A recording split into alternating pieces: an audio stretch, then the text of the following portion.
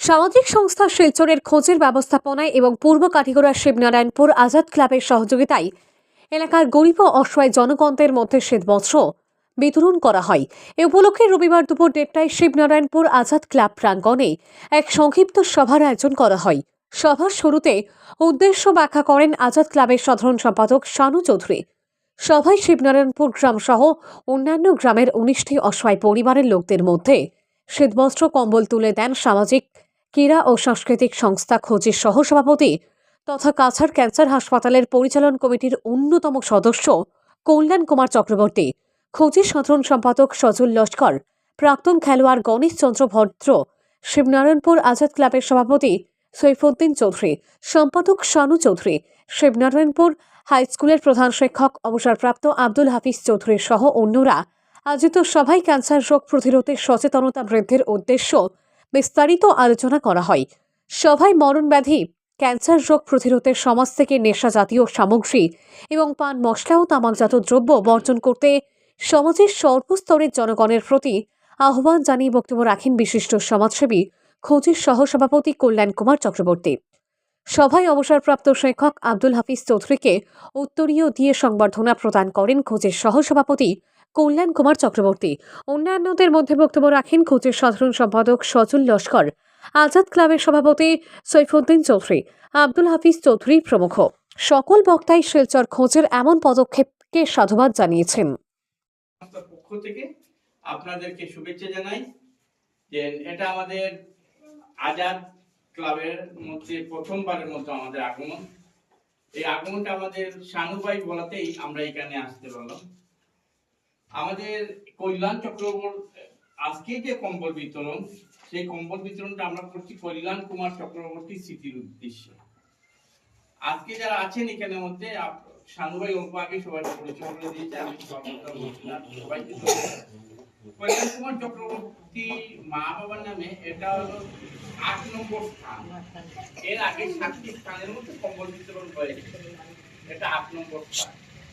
আমরা প্রতি বছর শিলচর সামাজিক ক্রীড়া সাংস্কৃতিক সংস্থার পক্ষ থেকে 4,500 থেকে 4,800 কম্বল বিতরণ করে থাকি। এবছর সেই একই এবছর হয়তো আরো 200-300টা কম্বল বাড়তে পারে। আমাদের টার্গেট 5,000 কম্বল বিতরণ করা। আপনারা আমাদের সঙ্গে থাকুন, আমরা বারবার যাতে এখানে এসে আমরা কম্বল বিতরণ করতে পারি, এই সহযোগিতার জন্য আপনারা আমাদেরকে হাত বাড়ান, আমরা আপনাদের সঙ্গে আছি।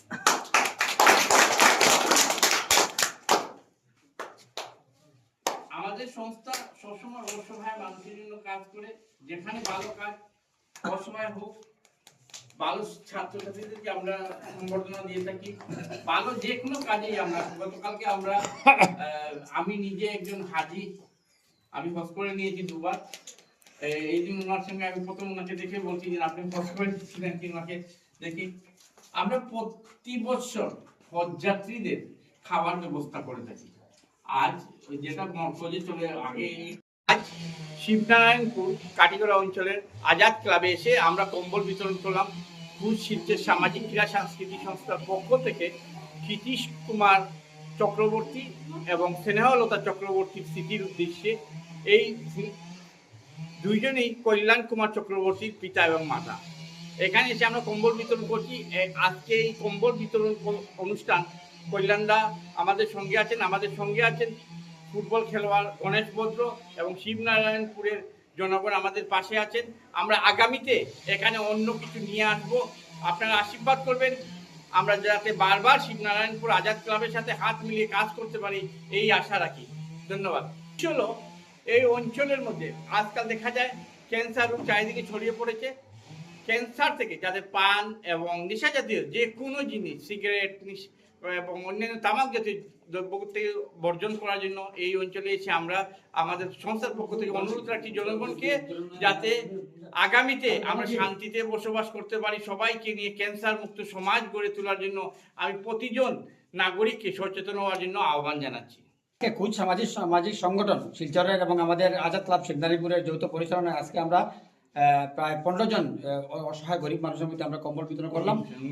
19 জনকে আমরা কম্বল বিতরণ করলাম এবং আমরা শিবনারায়ণপুর আজাদ ক্লাবের পক্ষ থেকে আমি জেনারেল সেক্রেটারি হিসেবে আমি ধন্যবাদ জানাই কুচ কর্তৃপক্ষ এবং ক্যান্সার হসপিটালের অন্যতম সদস্য মাননীয় কল্যাণ চক্রবর্তী, সজল লস্কর এবং গণেশ ভদ্র মহাশয়, যারা আমাদের ডাকে সাড়া দিয়ে আমাদের এই প্রত্যন্ত গ্রাম অঞ্চলে যে গরিব অসহায় মানুষের পাশে দাঁড়িয়েছেন, তা আমরা চিরঋণী এবং চিরকৃতজ্ঞ থাকিব।